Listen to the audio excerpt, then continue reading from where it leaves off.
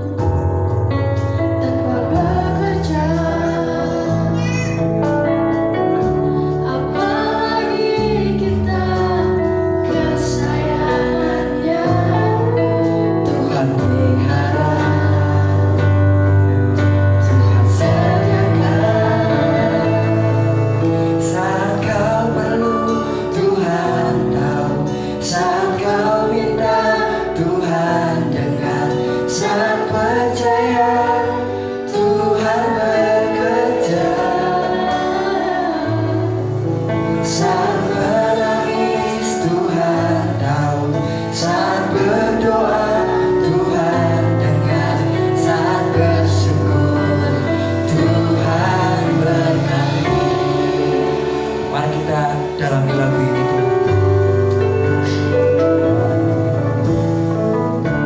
perhatikan burung-burung di udara, Tuhan beri makan tanpa bekerja.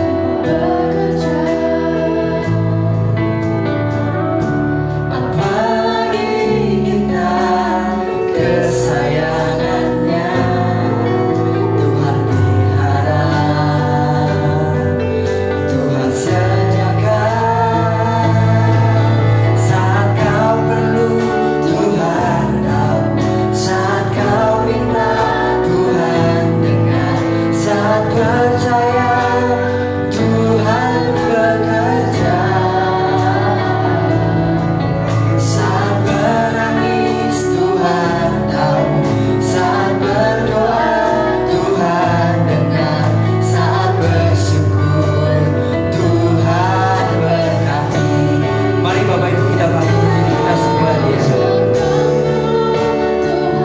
lagu ini dengan iman. Saat kita minta Tuhan pasti berikan. Saat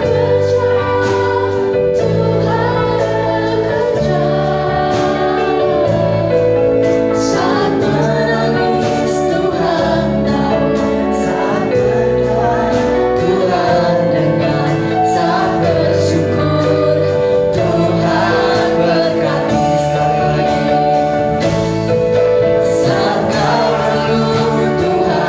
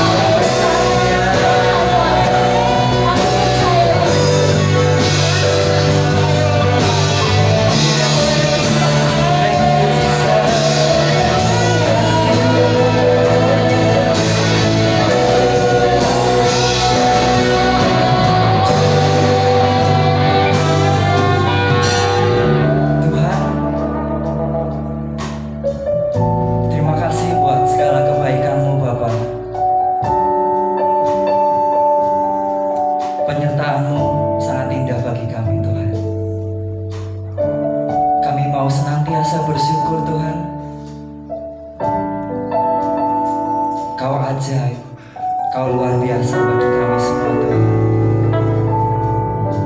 Terima kasih sekali lagi Bapa. Kami anak-anak-Mu mau memuji, mau bersorak-sorai akan kemuliaan Tuhan. Dengan segenap hati kami, dengan segenap jiwa kami Bapa. Lawat kami satu persatu Tuhan. Perkenankan kami masuk ke hadirat-Mu. Terima kasih Bapa yang siap memuji nama Tuhan. Katakan amin.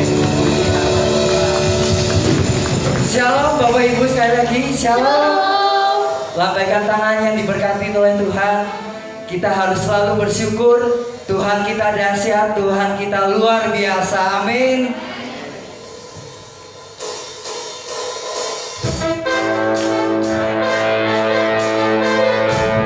Kita bawa pujian kita untuk Tuhan kita.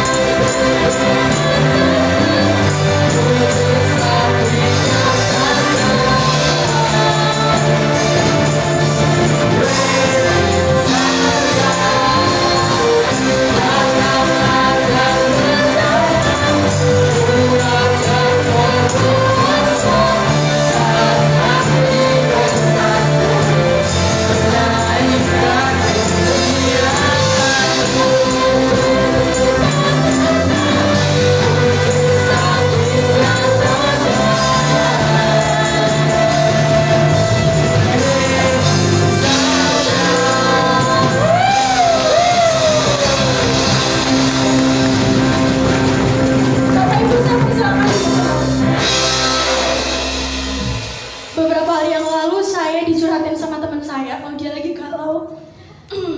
Dia bilang kalau ternyata Sita yang dia duga-duga selama ini tidak seperti yang dia harapkan, tidak seperti yang dia kira.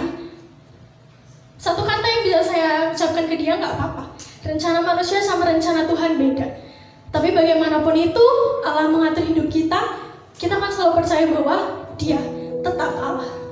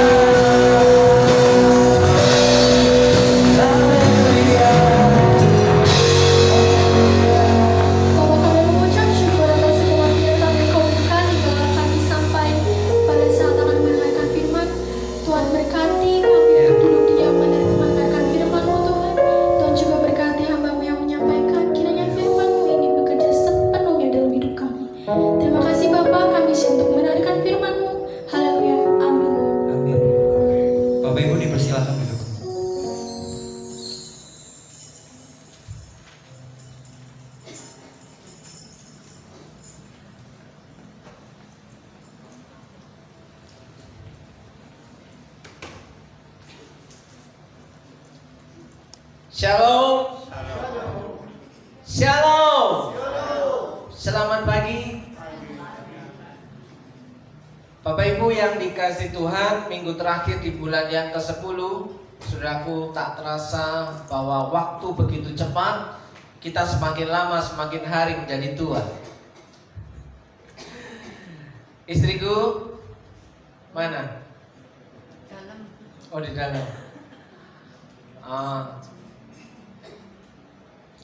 Baik Bapak Ibu, pagi hari ini saya dapat berkat 4 buku atau 5 buku tadi dari lewat Bu Ika, dari nggak tahu dari ada tulisannya Paul Hidayat.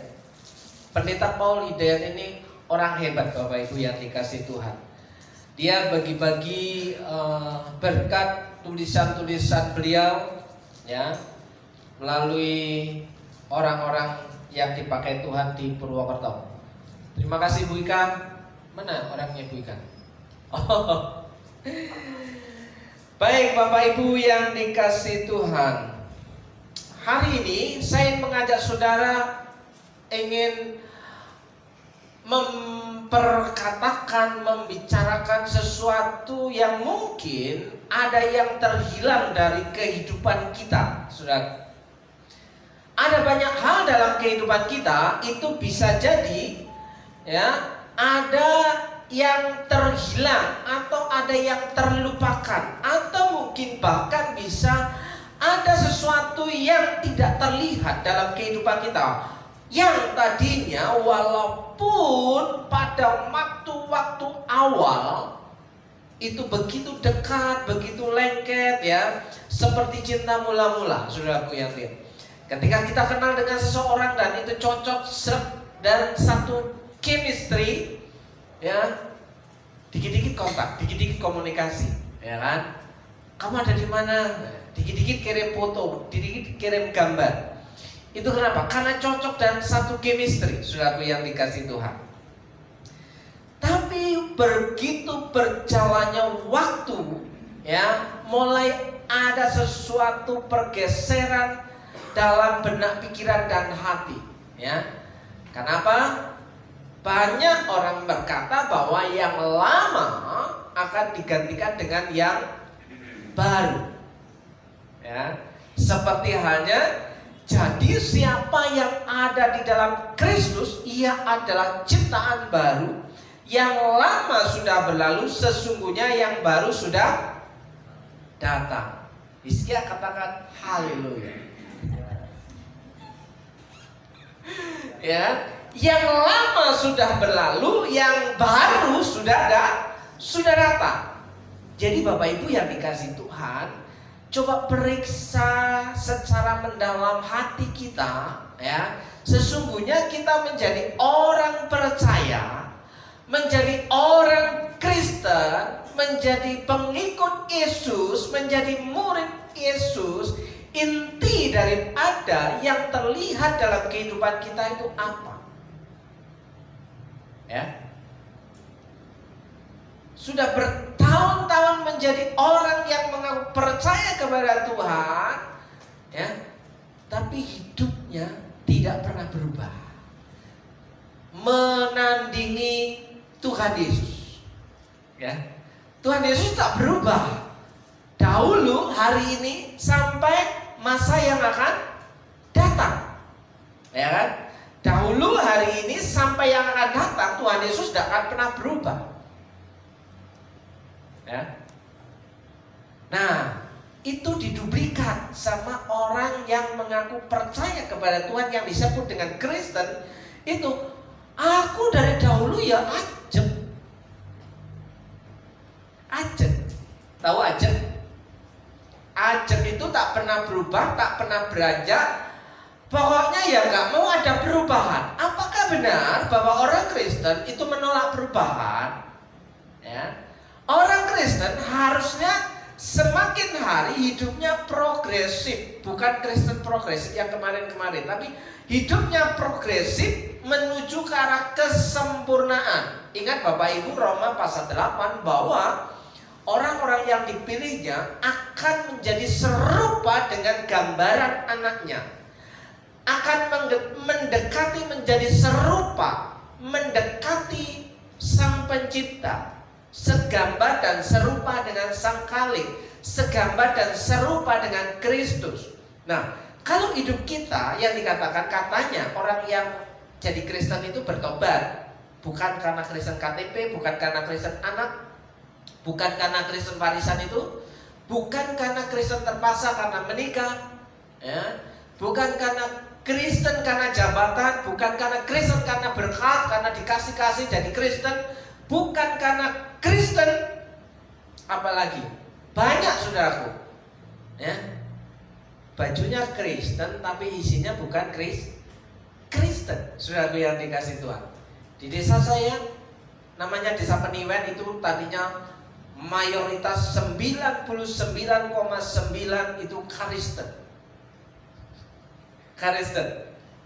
GKJW Peniwen itu gereja bangunan Belanda, saudaraku yang ya, satu-satunya monumen palang merah Indonesia yang ada di Indonesia, di desa saya, monumen Afair, ya, PMI yang tertembak mati. Saudaraku yang dikasih Tuhan, yang tadinya 99,9% mayoritas Kristen, sekarang sudah hilang ikon bahwa itu kampung Kristen. Sudah enggak lagi, saudaraku. Ya, kenapa? Karena penduduknya, ya, bayangkan Bapak Ibu, kalau persekutuan doa keluarga aja, itu yang datang itu hanya lingkungan RT, yang datang itu 70, 80, 90, 100. Kalah kita. Ya. Itu kumpulan keluarga bisa sampai 100 orang. Tapi ketika ibadah hari Minggu paling banter itu 200. Kemana hari Minggu? Ya, mayoritas pekerjaan penduduknya adalah petani, saudaraku yang dikasih Tuhan. Mata pencarian bertani, buruh tani, ya, dan mancing. Ya, Bapak Ibu pernah lihat siang-siang, sore-sore, pagi-pagi ada banyak orang di Purwokerto yang mancing di paritan kecil-kecil, ya, di daerah Bobosan itu, mancing di paritan kecil-kecil itu, paritan yang parit kalenan yang kecil itu, mancing di situ, kayak kurang kerjaan amat. Coba bekerja yang lain, bisa menghasilkan uang yang lebih banyak. Tapi kenapa? Hobi yang tidak memberikan keuntungan bagi keluarganya, istrinya dan anak-anaknya tetap dilakukan karena tidak mau ada perubahan hidup. Aku kayak kie, ya aja.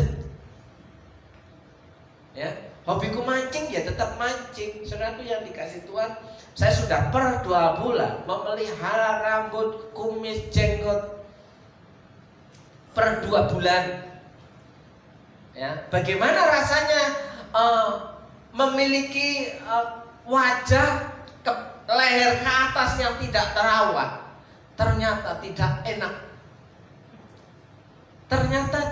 enak. Ya. Sudah kelihatan kusut, kelihatan tua, awut-awutan, seperti nggak terawat. Memang tidak terawat, sudah punya dikasih Tuhan.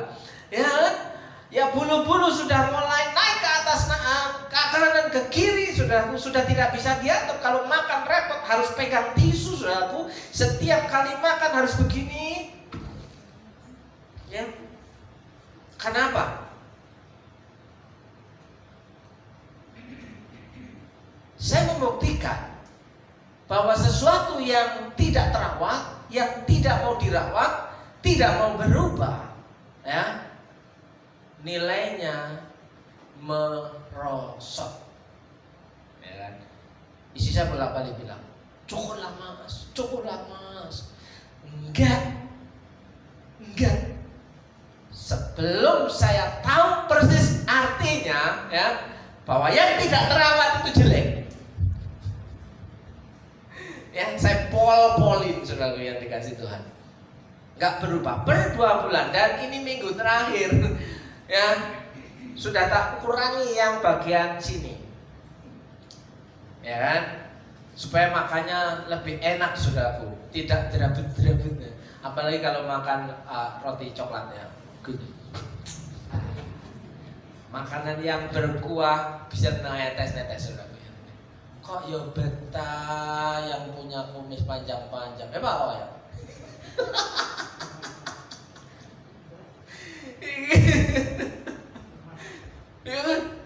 Gatel saja nih gatel. Tapi kalau sudah terbiasa mungkin enggak ya? Enggak, oke. Kok jadi ngomongin kumis? Oke, intermezzo saudaraku yang dikasih Tuhan. Intinya saudaraku, ya, orang yang percaya kepada Tuhan itu harusnya hidupnya mengalami progresif perubahan menuju kehidupan yang lebih berkualitas dan lebih baik. Yang setuju katakan amin. Ya kan?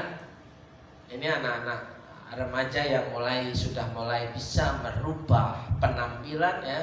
Lihat yang pakai ini, yang ulang tahun ini, ya, sudah kelihatan auranya, ya kan, performnya, ya kan. Coba 1 tahun yang lalu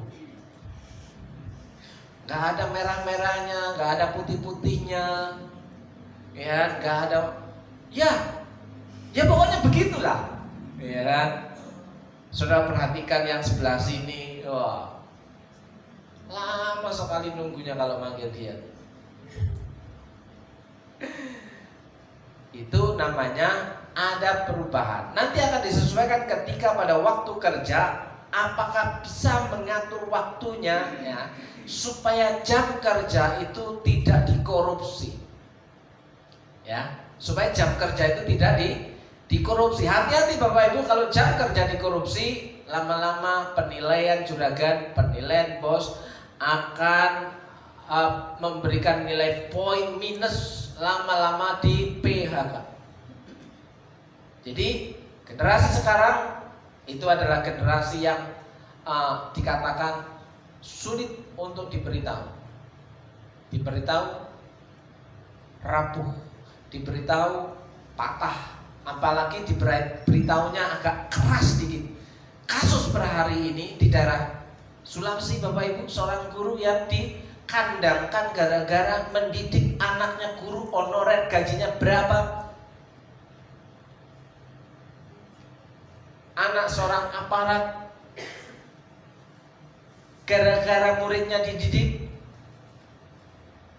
dilaporkan ke bapaknya, bapaknya tidak terima, akhirnya jadi masalah seluruh Indonesia. Dikit-dikit lapor, dikit-dikit lapor, dikit-dikit lapor, ya kan? Kenapa? Karena merasa bahwa hidupnya sudah betul, tidak mau ditegur. Zaman saya sekolah, mungkin zaman Pak Stephen sekolah, penggaris mistar yang kayu 1 meter itu, cubit, ya kan, yang rambutnya panjang kayak gini, ya, yang pokoknya yang mulai sudah ada di telinga ini, menutupi telinga rambutnya, mulai ditarik sama gurunya gini. Kalau sekarang coba tarik, ya, sudah direkam, diviralkan, ya kan? Padahal apa? Supaya apa? Diperingatkan untuk memiliki kehidupan yang lebih baik. Ada sesuatu yang hilang dalam kehidupan kita hari-hari ini, saudara yang dikasih Tuhan. Saya mengajak saudara membaca 2 Tawarik pasal 34. Wah, ini panjang sekali, saudara. Ya.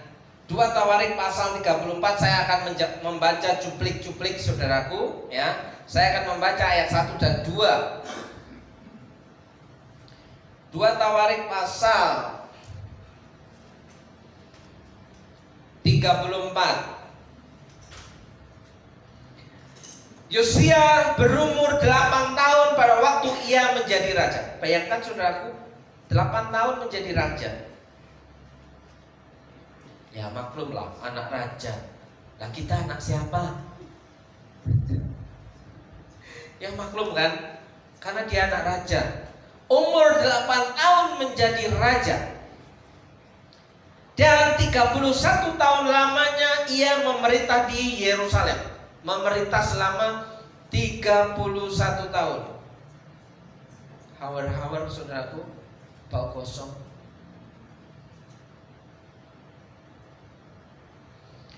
Ia melakukan apa yang benar di mata Tuhan. Yosia melakukan apa yang benar di mata Tuhan dan hidup seperti Daud, bapak leluhurnya. Dia punya bapak leluhurnya yang namanya Daud, ya kakeknya itu. Dan tidak menyimpang ke kanan atau ke kiri. Dia hidupnya lurus. Dia hidupnya tidak bercacat dan tak bercela. Tidak ditemui dalam kehidupannya satu kesalahan bahwa ia dapat dimurkai oleh Tuhan. Karena dikatakan ia tidak menyimpang ke kanan dan ke kiri, saudara. Ya. Pernyataan ini Bapak Ibu yang dikasih Tuhan, ia melakukan apa yang benar di mata Tuhan. Berarti sebelumnya ada orang yang menjadi raja tapi tidak benar dalam hidupnya. Ya. Terus saudaraku yang dikasih Tuhan, saya membaca ayat yang ke-14. Ketika mereka mengeluarkan uang yang telah dibawa ke rumah Tuhan, Imam Hilkia menemukan kitab Taurat Tuhan yang diberikan dengan perantaran Musa. Imam Hilkia menemukan kitab Taurat Musa, ya, yang ditulis oleh Musa, ya, di rumah Tuhan, yang selama itu rumah Tuhan tidak terpakai. Makanya Imam Hilkia menemukan, ya, kitab Taurat di dalam rumah Tuhan. Karena apa? Rumah Tuhannya tidak terpakai. Kemana umat Tuhan pada waktu itu? Kalau saudara membaca bagian atas, bahwa orang-orang Yehuda dan orang-orang Israel itu sudah meninggalkan rumah Tuhan. Mereka sudah mendirikan penyembahan-penyembahan di luar sana untuk disembah dari buatan tangannya sendiri, saudara. Atau mengikut Allah lain. Ya, mengikut Allah lain. Ya, kalau temannya ke kanan, kok ke kanan. Temannya ke kiri, kok ke kiri. Tapi Yosia dikatakan ia tidak menyimpang ke kanan dan ke kiri. Hidupnya lurus, saudaraku yang dikasih Tuhan. Saya baca kembali ayat yang ke-15. Maka berkatalah Hilkia kepada Safan panitera negara itu, aku telah menemukan kitab Taurat di rumah Tuhan. Menemukan, sebenarnya kitab Taurat kalau di rumah Tuhan itu wajar gak sih? Alkitab ada di gereja itu wajar gak sih? Seharusnya harus ada. Alkitab ada di gereja. Tapi berita ini mengatakan bahwa Imam Hilkia menemukan Alkitab di rumah Tuhan. Kok seolah-olah barang baru? Bapak Ibu, perhatikan baik-baik. Renungkan baik-baik. Apakah Alkitab ini barang baru atau barang lama yang sudah lama terhilang? Ya. Kalau para orang tua tidak suka membuka Alkitabnya, jangan berharap anak-anakmu mengikutinya. Untuk rajin baca Alkitab. Jangan sampai jadi Imam Hilkia, ya, menemukan Taurat Tuhan di rumah Tuhan. Kayaknya aneh, ada sesuatu yang aneh. Ya wajar toh, kitab ada di rumah Tuhan. Kenapa ditemukan? Berarti selama ini hilang. Selama ini orang yang ada di rumah Tuhan itu ngapain? Ya kan? Terus saya baca ayat yang ke-16. Dan Safan membawa kitab itu kepada raja. Ia menyampaikan kabar kepada raja. Segala sesuatu yang ditugaskan kepada hamba-hambamu telah mereka laksanakan. Mereka telah mengambil seluruh uang yang terdapat di rumah Tuhan dan memberikannya ke tangan para pengawas dan para pekerja. Safan panitera negara itu memberitahukan juga kepada raja, Imam Hilkia telah memberikan kitab kepadaku. Lalu Safan membacakan sebagian di depan raja. Segera sesudah raja mendengar perkataan Taurat itu, dikoyakkannya lah pakaiannya. Dikoyakkan itu tanda perkabungan, tanda penyesalan, tanda pertobatan. Ya. Kemudian raja memberi perintah kepada Hilkia, kepada Ahikam bin Safan, kepada Abdon bin Mika, kepada Safan panitera negara itu, dan kepada Asaya hamba raja, katanya, pergilah mintalah petunjuk kepada Tuhan bagiku.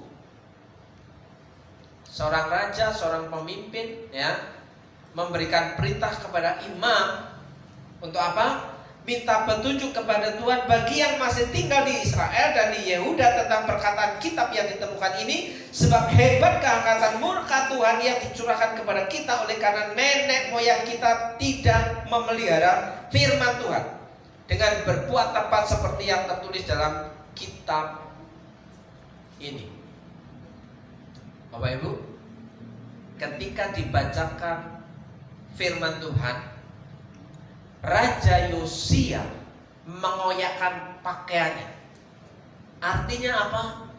Dia menyesal, bertobat. Ya, seorang pemimpin ketika dibacakan firman Tuhan, hatinya tersentuh dan mengalami pertobatan. Nanti dampaknya apa? Jika satu orang pemimpin bertobat, ya, memiliki dampak apa? Ya kan? Yang tadinya Alkitab atau kitab Taurat Musa itu memberikan perintah, ya, kalau tidak mau bertobat, bangsa Israel, orang Israel dan Yehuda akan dihukum Tuhan. Kenapa? Sudah meninggalkan Tuhan terlalu jauh. Meninggalkan Tuhan terlalu jauh. Sejauhnya berapa kilometer? Ya, jauh banget, ya kan? Walaupun beda sekatnya, beda sekat dindingnya, ya kan? Itu sudah dianggap terlalu jauh meninggalkan Tuhan, sampai rumah Tuhan pada waktu itu kosong, sehingga ditemukanlah kitab Taurat Musa di dalam rumah Tuhan. Banyak orang ada di gedung sebelah, ya. Di situ Tuhan memberikan peringatan Raja Yosia bertobat, saudaraku yang dikasih Tuhan. Sampai ayat berapa? 22. Maka pergilah Hilkia dengan orang-orang yang disuruh raja kepada Nabi Hulda, ya, istri seorang yang mengurus pakaian-pakaian. Di rumah Tuhan ada yang mengurus. Kalau nggak ada yang mengurus, ya, coba tanya Mbak Suci, lemarinya dipakai rumah ada Mbak Suci mana? Oh iya, ya, kalau nggak ada yang ngurus akan dipakai oleh tikus, ya kan? Nah, penunggu pakaian-pakaian nabi itu tinggal di Yerusalem, di perkampungan baru. Mereka berbicara kepadanya sebagaimana yang diperintahkan. Perempuan itu menjawab mereka, beginilah firman Tuhan Allah Israel, katakanlah kepada orang yang menyuruh kamu kepadaku. Artinya katakanlah kepada Raja Yosia, ya. Beginilah firman Tuhan, sesungguhnya aku akan mendatangkan malapetaka atas tempat ini dan atas penduduknya, yang segala kutuk yang tertulis dalam kitab yang telah dibacakan di depan raja. Firman Tuhan itu ya dan amin. Setuju? Pasti terjadi. Ya. Karena mereka meninggalkan aku dan membakar korban kepada Allah lain dengan maksud menimbulkan sakit hatiku. Meninggalkan aku, meninggalkan Tuhan. Jadi menimbulkan rasa sakit, ya Izan. Dengan segala pekerjaan tangan mereka, sebab itu nyala murkaku akan dicurahkan ke tempat ini dengan tidak padam-padam. Artinya orang Israel yang meninggalkan Tuhan, orang Yehuda yang meninggalkan Tuhan, mengikuti Allah lain, Tuhan murka sehingga api penghukuman itu tidak akan padam, saudara. Tetapi kepada Raja Yehuda yang telah menyuruh kamu untuk meminta petunjuk Tuhan, harus kamu katakan demikian, beginilah firman Tuhan Allah Israel mengenai perkataan yang telah kau dengar itu, oleh karena engkau sudah menyesal. Karena engkau sudah menyesal. Perhatikan yang di atas tadi, Yosia mengoyakkan pakaiannya ketika mendengar peringatan dari kitab Taurat yang dibacakan oleh Imam Hilkiah. Dan ketika Yosia minta petunjuk yang kepada Nabiya yang bernama siapa? Hulda. Bukan Hilda ya. Hulda. Ya. Di situ Tuhan menyampaikan pesan melalui Nabiya itu untuk disampaikan kepada Raja Yosia. Tuhan katakan demikian, bahwa karena engkau menyesal dan engkau merendahkan diri di hadapan Allah pada waktu engkau mendengar firman. Pada waktu engkau mendengar firman, engkau merendahkan diri, ya, terhadap tempat ini dan terhadap penduduknya. Oleh karena engkau merendahkan diri di hadapanku, mengoyakkan pakaianmu dan menangis di hadapanku, aku pun telah mendengarnya. Tuhan mendengar. Maka sesungguhnya aku mengumpulkan engkau kepada nenek moyangmu, dan engkau akan dikebumikan ke dalam kuburmu dengan damai, dan matamu tidak akan melihat segala malapetaka, dan matamu tidak melihat segala malapetaka yang akan kudatangkan teman. Jadi Tuhan bisa mengubah, ya, sesuatu yang dirancangkan untuk menghukum. Ketika ada penyesalan dan merendahkan diri, ketika firman Tuhan disampaikan, saudaraku, maka malapetaka itu akan diapakan?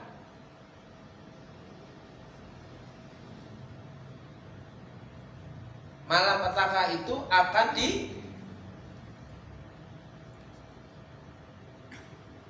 diteruskan atau dilewatkan, ya, dilewatkan, karena tidak akan melihat segala malapetaka. Artinya apa?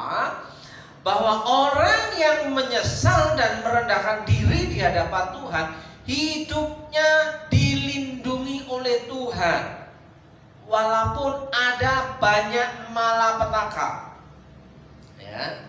Sesudah itu raja menyuruh orang mengumpulkan semua tua-tua Yehuda dan Yerusalem. Ya, kemudian pergilah raja ke rumah Tuhan.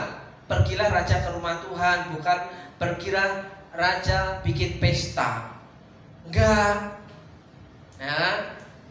Kalau sekarang kan dikit-dikit orang bikin pesta, dikit orang bikin pesta, ya naik jabatan bikin pesta. Ya. anggarannya kurang. Karena apa? Untuk bikin pesta, gunting pita, ya kan? Bukan datang ke rumah Tuhan.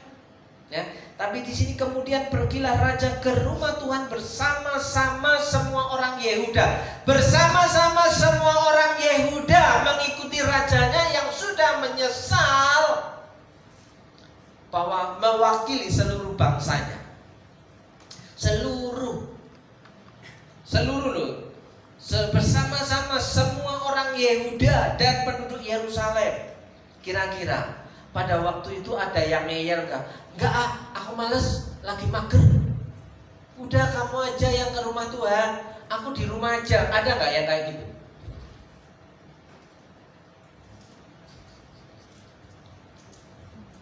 Kalau sekarang kan banyak. Udahlah, kamu aja yang ke gereja, saya di rumah aja. Ya. Tapi di sini dikatakan semua orang Yehuda dan penduduk Yerusalem, para imam, orang-orang Lewi, dan seluruh orang awam baik yang besar maupun yang masih kecil, dengan didengar mereka yang membacakan segala perkataan dari kitab perjanjian yang ditemukan di rumah Tuhan.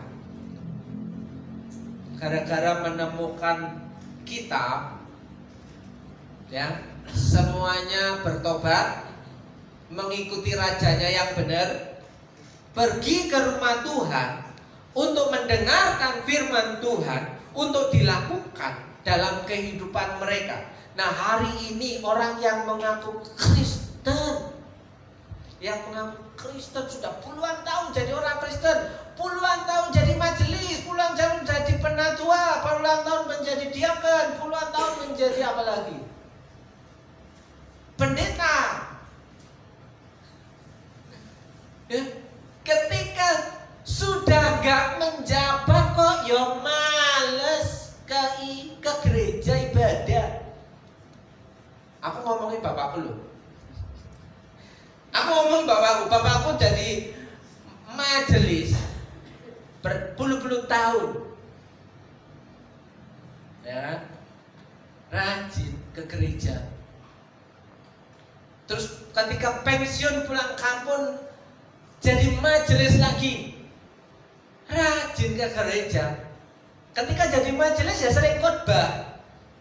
Tapi ketika pensiun jadi majelis, gak jadi majelis, menjadi jemaat biasa, lah kok males-malesan? Bapakku kok. Bapakku loh, aku gak kerasanya sopo-sopo loh. Iku bapakku. Mamaku nonton hari ini, nonton live streaming saya hari ini, pasti dia akan ngomong, tuh tadi diomong sama anakmu, nah males ibadah ke gereja, ya kan? Ma, saya sering ngecek, ma, tadi ibadah bedel, harus apa? Enggak. Dulu majelis, dulu khotbahnya pinter, suka nasihatin orang. Tapi ketika lengser jadi majelis, lah kok ya males toh? Piye lho? Sudah semakin tua, sudah mendekati, kenapa harusnya semakin mendekat kepada Tuhan, kok semakin menjauh daripada Tuhan? Itu orang Kristen loh. Bapakku. Ya, paling marah kan. Ya, bapakku orang marah, mau menang. Lek marah itu mau menang, gak ngomong apa-apa. Ya, paling pintu dibanting. Ya, nah, saudara yang dikasih Tuhan, banyak orang Kristen hari-hari ini dulunya rajin ke gereja, dulunya rajin berdoa, dulunya rajin pelayanan, dulunya rajin berkhotbah. Hari-hari ini yang lama sudah berlalu. Harusnya kekristenan semakin hari semakin serupa dengan Kristus, semakin serupa dengan gambaran anaknya. Ya, baca Roma pasal 8. Ya, bahwa orang-orang yang percaya kepada Tuhan itu ditentukan, dipilihnya untuk menjadi serupa dengan gambaran anaknya. Supaya apa? Matius pasal yang ke-5 ayat yang ke-40, hendalah kamu sempurna sama seperti Bapamu yang di surga semua itu tercapai. Ya kan? Siapa yang gak mau jadi sempurna? Oh, nobody perfect, Bapak. Betul, hari ini tidak ada orang yang sempurna, tapi hidup kita menuju kesempurnaan. Kalau hidup kita nggak sampai progresnya ke sana, kita ajak yang nggak akan naik-naik. Paham? Nggak akan naik-naik. Ya. Tarik. Itu tarik.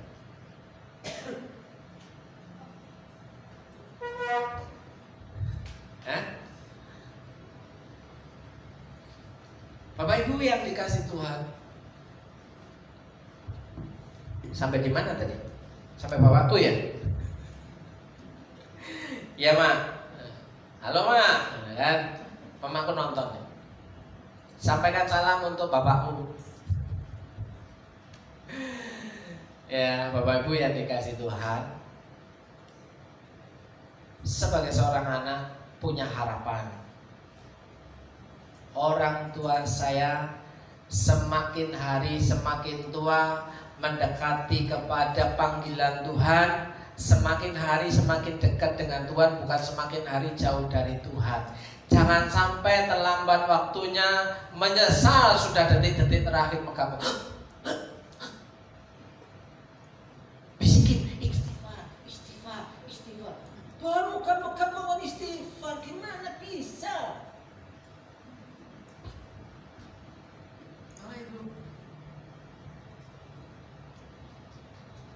Saya sering melihat detik-detik terakhir, ya, nyawa meninggalkan raga. Ya. Uyutnya baikan. Siapa itu? Budaria. Ya. Saya tungguin sampai terlepas. Yang tadinya mangap langsung minggem. Yang tadinya tangannya begini langsung begini sendiri.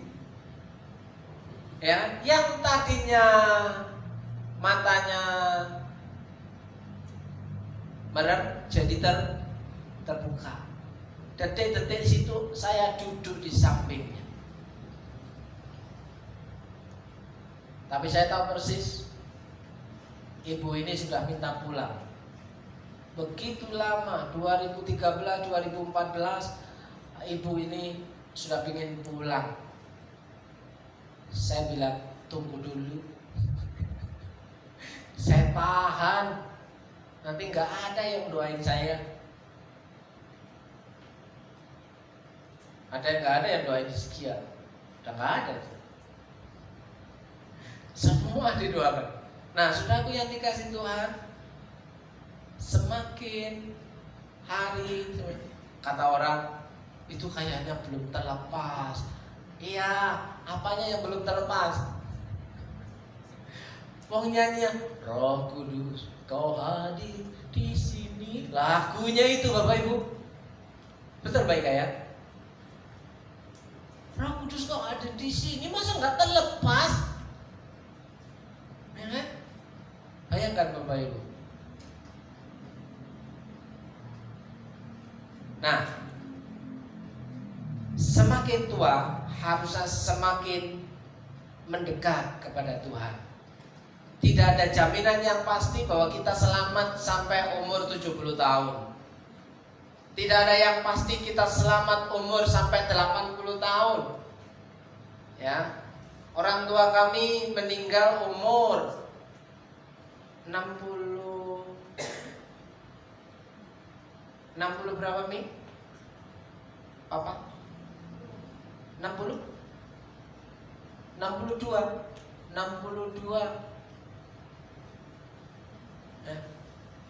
Papa, mamanya Bu Elina umur berapa?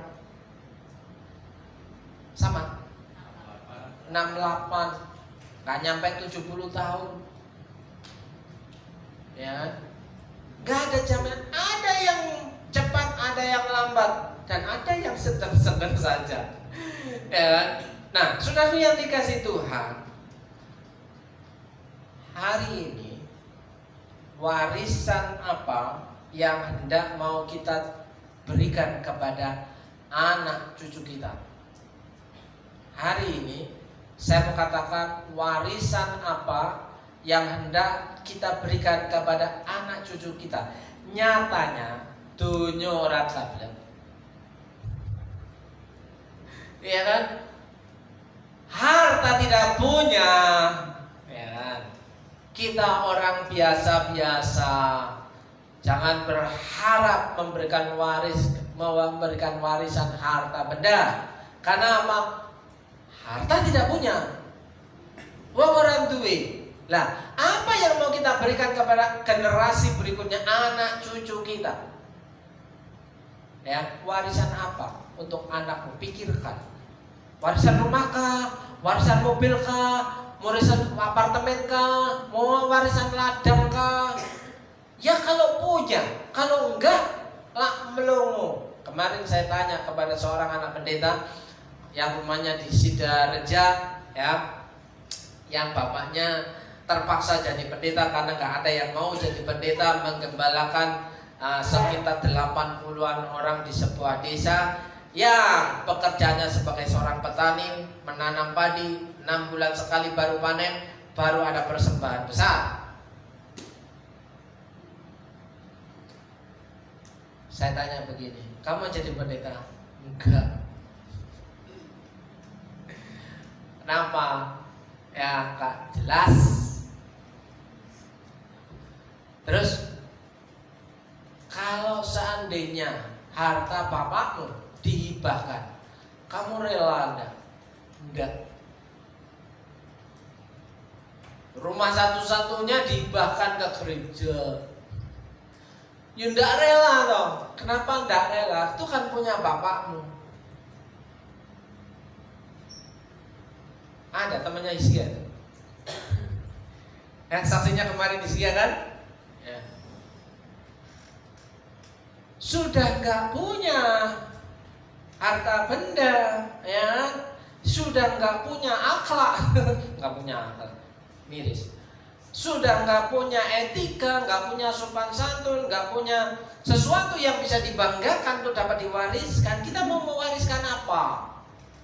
Ya. Bapak Ibu yang dikasih Tuhan, ya, warisan apa untuk anak? Kami tidak bisa memilih orang tua. Jangan salahkan orang tua, ya kan? Karena tidak bisa memilih orang tua. Kita lahir karena keputusan bapak mamamu, ya. Kita tidak bisa memilih orang tua. Kamu siapa? Ya. Tetapi kamu bisa memilih panutan hidupmu. Apakah orang tuamu, kakekmu, nenekmu, boyotmu bisa jadi panutan yang benar? Perhatikan baik-baik Bapak Ibu, ya. Kamu tidak bisa memilih orang tua, kamu siapa, tetapi kamu bisa memilih panutan hidupmu yang bisa kamu teladani hidupnya. Saya bisa meneladani hidup dari seseorang. Apa yang bisa saya contoh? Ya. Kamu tak bisa mengubah masa lalumu, tapi kamu dapat mengubah masa depanmu. Tidak harus sama. Saya tanya kepada Hizkia, kepada anak-anak muda, kamu jangan memungkiri bapakmu, ibumu, itu orang tuamu. Tapi apakah kamu punya cita-cita, bermimpi menjadi seperti bapakmu dan seperti ibumu?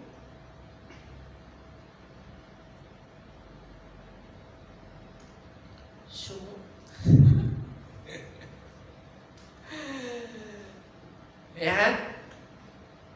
Tentu jawabnya, contoh Isya, Bapak Gunawan Nasution itu bapakmu kan? Iya kan? Ya. Kamu bangga kan? Punya bapak kan? Bangga. Tapi apakah kamu punya mimpi menjadi seperti bapakmu? Tidak. Berarti ini benar. Kamu tidak bisa memilih orang tua, kamu siapa, ya. Tetapi kamu bisa memilih panutan hidupmu. Siapa yang akan kamu jadikan teladan hidup? Ya. Jangan salah dibela-belain. Ya memang salah.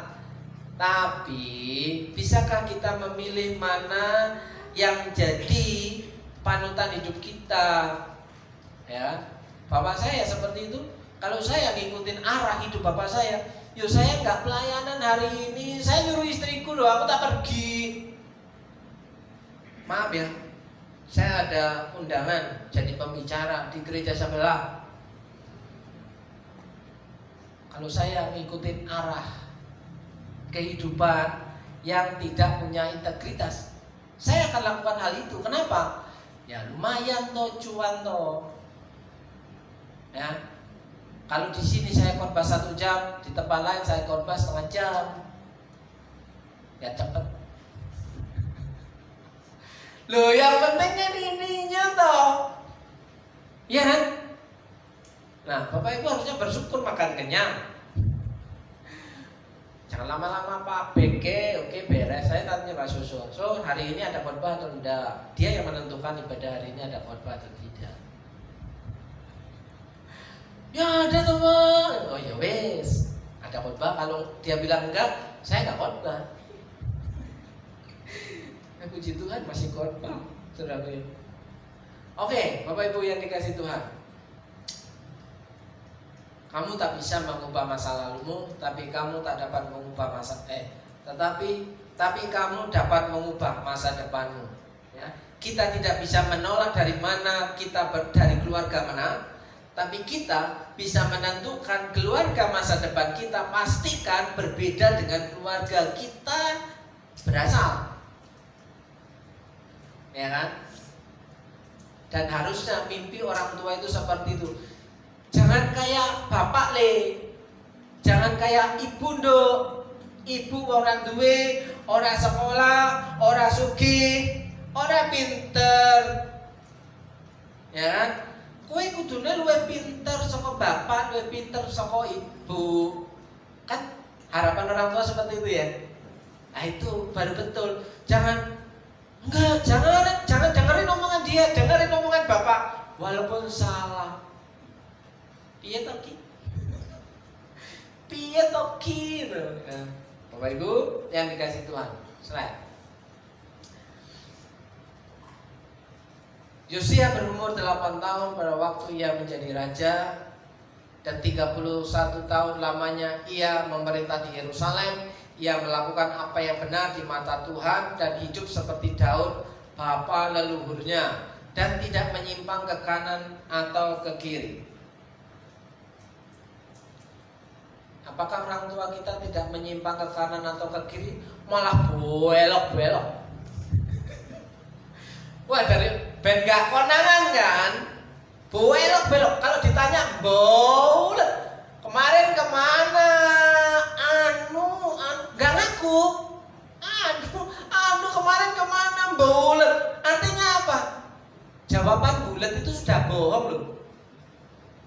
Dipikir ya, dengan tidak mengatakan itu lebih baik daripada mengatakan sejujurnya, Bapak Ibu. Seperti jawaban yang diberikan oleh seorang terdakwa ketika diinterogasi, jawabnya gak tahu, lupa, gak tahu, lupa. Gak bisa dituduh meniru yang seperti itu. Coba jawaban penjahat, koruptor, manipulator, ketika ditanya sama penyidik jawabnya banyakan apa? Lupa, gak tahu, emboh. Ya nggak bisa diadukan. Jawabannya lupa, jawabannya nggak tahu. Berarti kita mirip-mirip dengan mereka dong, ya kan?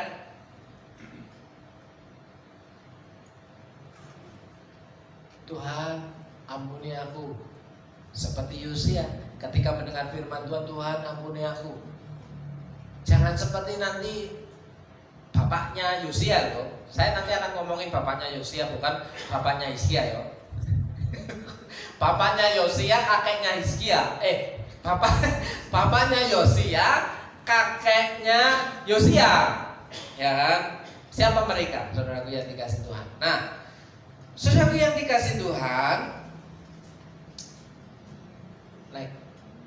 menemukan kembali kitab yang terhilang. Hal kerajaan surga itu seumpama harta yang terpendam di ladang, yang ditemukan orang lalu dipendamkannya lagi. Ya, sudah ditemukan dipendamkan lagi. Oleh sebab itu, oleh sebab sukacitanya, pergilah ia menjual seluruh miliknya lalu membeli ladang itu.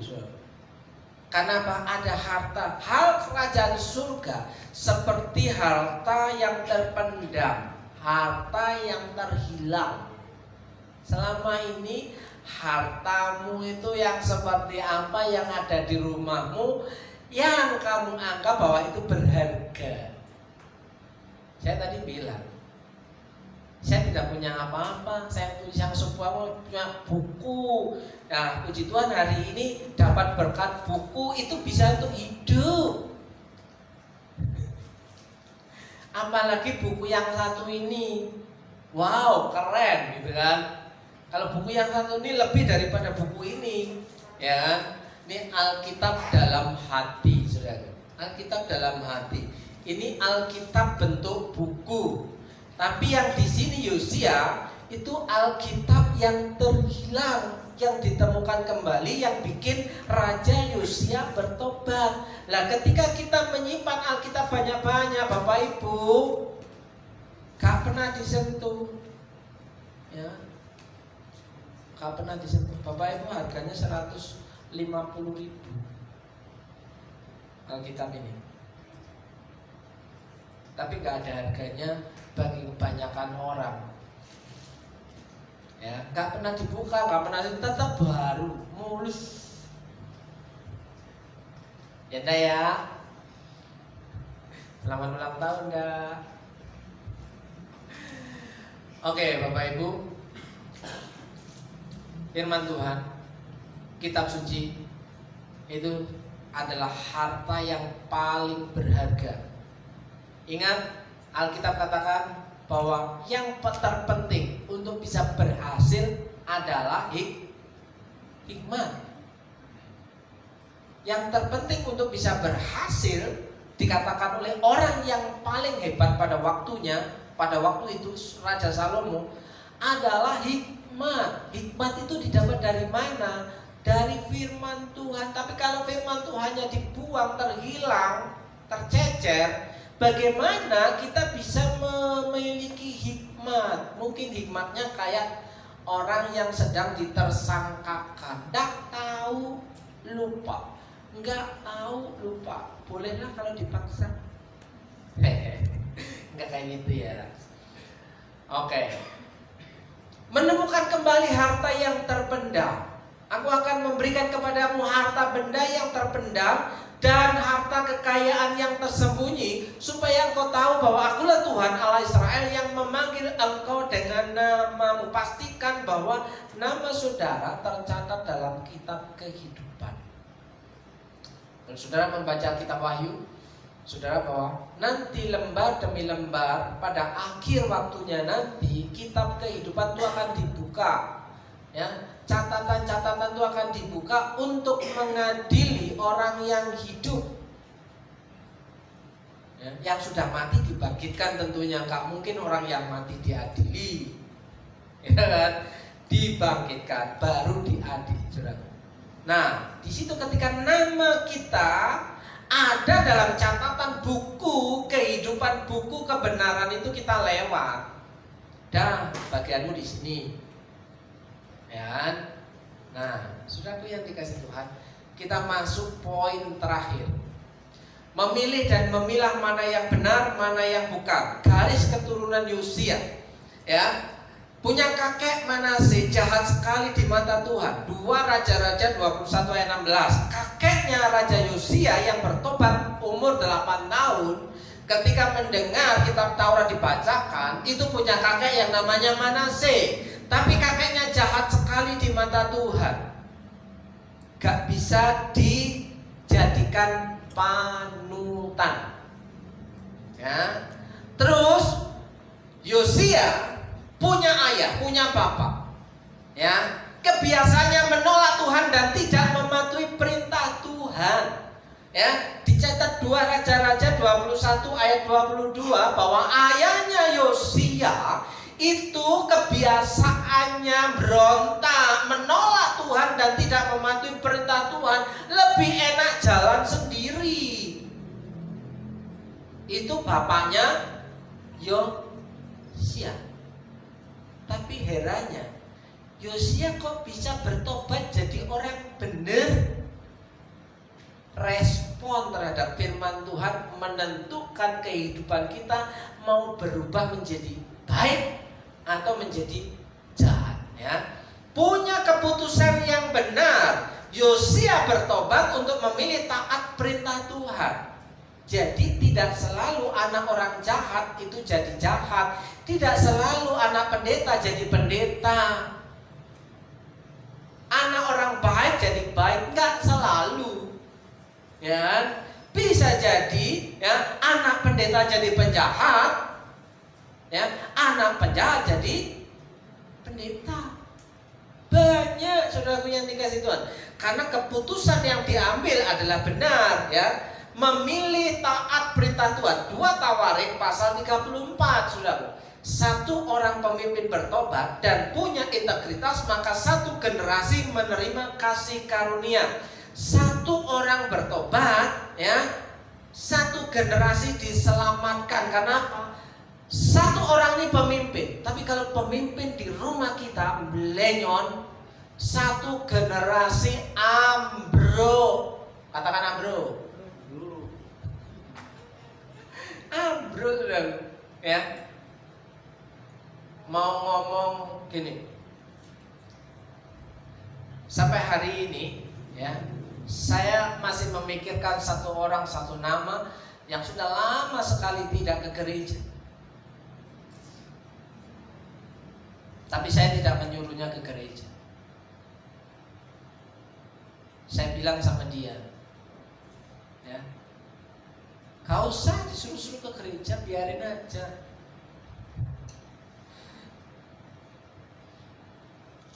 Tapi saya dalam hati masih punya simpan harapan. Suatu ketika anak ini akan datang beribadah. Harapan seorang bapak seperti itu, saudara yang dikasih Tuhan. Tapi tetap menyapa dia, ya. Punya keputusan yang benar, itu yang akan merubah kehidupannya. Jika keputusannya salah, maka hidupnya akan berantakan. Satu orang pemimpin bertobat dan punya integritas, maka satu generasi menerima kasih karunia. Satu orang pemimpin di keluargamu bertobat, istrimu, anak-anakmu, cucumu, menantumu menerima keselamatan. Kenapa? Baca yang terakhir Bapak Ibu, ayat yang ke-32, 33 dan 32 dan 33. Saya baca untuk saudara. Ia menyuruh semua orang yang berada di Yerusalem dan Benyamin ikut serta dalam perjanjian itu. Sepakat bahwa firman Tuhan akan dilakukan. Dan penduduk Yerusalem berbuat menurut perjanjian Allah, yakni Allah nenek moyang mereka. Yosia menjauhkan segala dewa kekejian dari semua daerah orang Israel dan menyuruh semua orang ada di Israel beribadah kepada Tuhan. Yosia menyuruh beribadah kepada Tuhan, ya, Allah mereka. Maka sepanjang hidup Yosia mereka tidak menyimpang mengikuti Tuhan. Satu generasi mengikuti Tuhan karena satu orang pemimpin bertobat di dalam satu negara. Kalau pemimpin kita hari ini melakukan sesuatu hal yang fatal, maka rusaklah negeri ini. Kalau satu orang pemimpin dalam sebuah keluarga, ya, kalau tidak bisa, ya, mengelola keluarganya, jangan berharap anak cucu generasi kita menjadi generasi yang luar biasa. Ya. Kalau Bapak Ibu masih punya hati untuk memikirkan anak cucumu, ya, pikirkan warisan apa yang mau engkau berikan kepada anak cucumu. Dikasih warisan harta sebentar ludes, ya, karena tidak bisa mengelola. Berapa duit sekarang ini, baru-baru ini berapa 1 triliun ditemukan, ya, hasil dari hal yang tidak benar mau diwariskan, ya. Sekali lagi Bapak Ibu pemain musik silakan maju ke depan. Warisan apa yang hendak kita berikan kepada anak cucu kita sehingga mereka menerima keselamatan daripada Tuhan?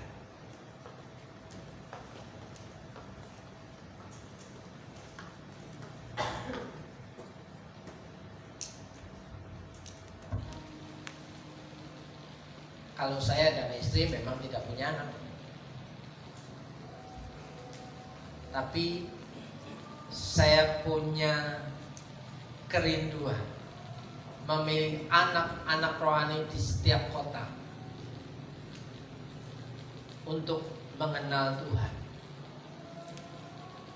sehingga hidup kami punya peninggalan walaupun bukan harta benda, tapi apa? Nilai iman ada di mana-mana. Saya beri waktu sejenak Bapak Ibu untuk merenungkan hal ini.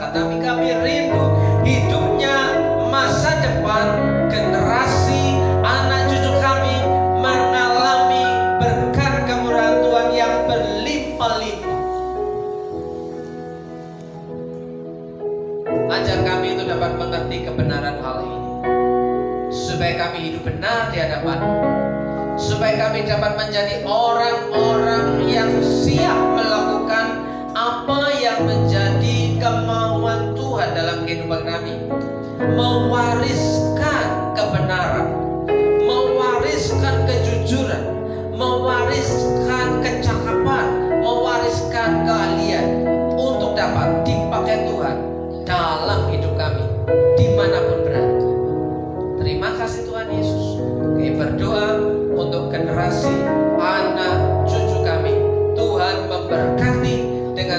dalam kebaikan Tuhan, dalam berkat nama Yesus. Sudah yang percaya katakan Amin. Ada yang punya trauma masing-masing, tapi hari ini kita belajar bahwa kita nggak perlu di masa sekarang kita berubah jadi lebih baik lagi. Amin. Kini saatnya kita akan memberikan persembahan kita. Saya undang para petugas kolektan untuk maju ke depan dan kita pimpin dalam doa. Terima kasih Tuhan atas penyertaan-Mu hari ini.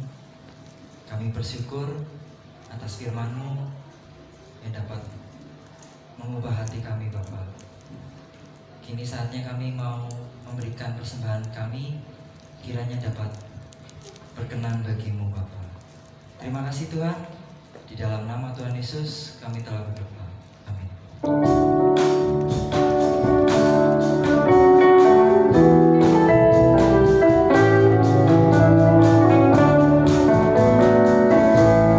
Aku ingin selalu berada di hadirat-Mu.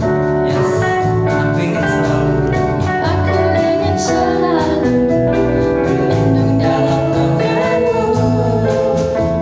oh, Di bawah kepak sayap-Mu, Kau bawaku terbang tinggi, melintasi langit biru, bagaikan raja wali. Raja Wali, melintasi gunung tinggi, bagaikan Raja Wali, melintasi badai hidup. Di bawah kepak sayap-Mu, Kau bawaku terbang tinggi, melintasi langit biru, bagaikan Raja Wali. Saya coba Bapak Ibu kita bagi berdiri. Kita nyanyikan lagu ini sama-sama.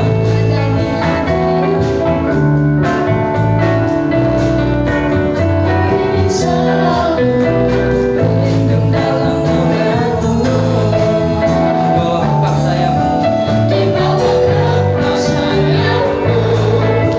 Kau bawaku terbang tinggi, melintasi langit biru, bagaikan Raja Wali. Bagai Raja Wali, melintasi gunung tinggi, bagai Raja Wali, melintasi badai hidup. Di bawah kepak sayap-Mu, Kau bawaku terbang tinggi, melintasi langit biru, bagaikan Raja Wali. Melintasi langit biru, bagaikan Raja Wali. Oh, melintasi langit biru, bagaikan Raja Wali.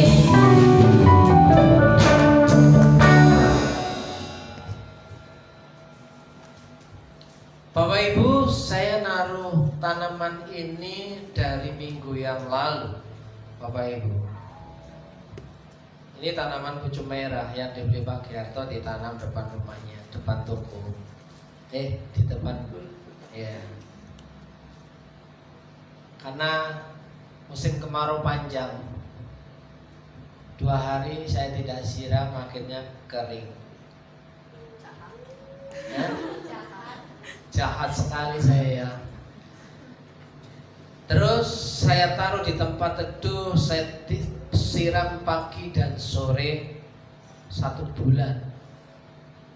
Saya tunggu-tunggu pucuk merahnya kok jadi coklat. Ngambek, Pak. Ya, Ngambek. ngambek. Saya siram-siram berharap, saya bawa masuk ke dalam gereja, saya berdoa siapa tahu bisa hidup. Ternyata mukjizat tidak terjadi. Maksudnya apa Bapak Ibu? Tanaman yang sudah mati, mau kamu bersiram-siram pagi, siang, sore, malam, jangan pernah berharap dia akan tumbuh lagi. Kalau terpaksa engkau lakukan, maka engkau akan capek sendiri karena tanamannya enggak hidup.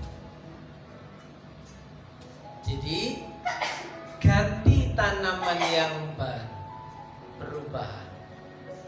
Selamat ulang tahun Anda.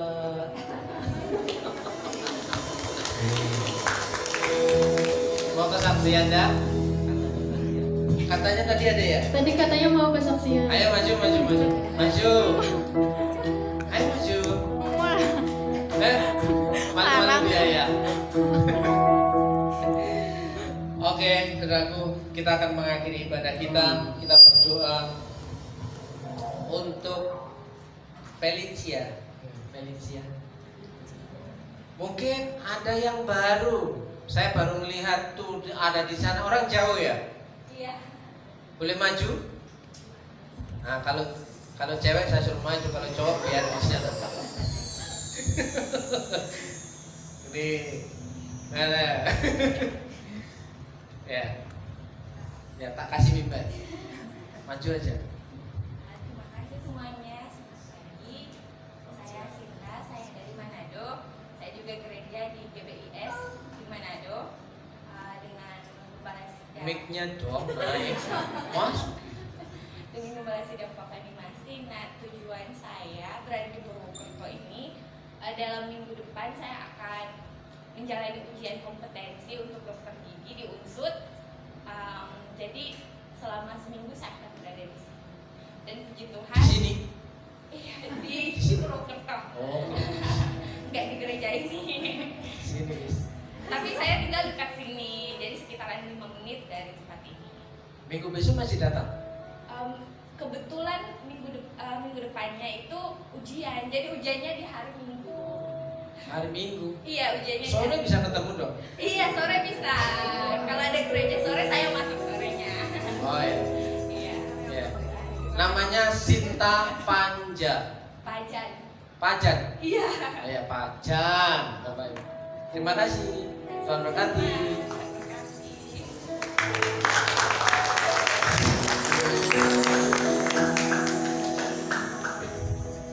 Saya nemu di WA orang jauh dari Manado. Sudah dokter gigi apa? Belum. Belum. Ini kompetensinya untuk dokter gigi. 1,5 tahun. Enggak, ini udah ujian terakhir. Jadi Oh. kalau lulus ini jadi dokter gigi. Oh, ya. Bapak Ibu yang punya keluhan gigi silakan konsultasi. Puji Tuhan, kiranya Tuhan memberkati masa depanmu. Hari ini kita berdoa untuk Nanda. Kayak bersyukur Tuhan untuk hari ini, berdoa untuk Nanda. Tuhan berkati masa depannya seperti halnya Yosia. Di umur 8 tahun sudah berani memilih satu hal yang tepat, memilih hal yang benar, bahwa sumber kebenaran berasal dari firman Tuhan. Berkati hidupnya, berkati masa depannya, dan kiranya Tuhan pertemukan dengan pasangan yang sepadan. Bersyukur hari ini untuk jemaat Tuhan yang hari ini sudah hadir. Tuhan memberkati hidup umatmu dengan berlimpah-limpah, berlipat kali ganda, tiada terukur, bahwa kemurahan Tuhan itu nyata. Di dalam berkat nama Yesus, Bapak Ibu yang dikasihi Tuhan, malah kita pulang dengan menerima berkat Tuhan. Jika engkau baik-baik mendengarkan suara Tuhan Allahmu dan melakukan dengan setia segala perintahnya yang kusampaikan kepada pada hari, maka Tuhan Allah akan mengangkat engkau di atas segala bangsa di bumi. Segala berkat ini akan datang kepadamu dan menjadi bagianmu jika engkau mendengar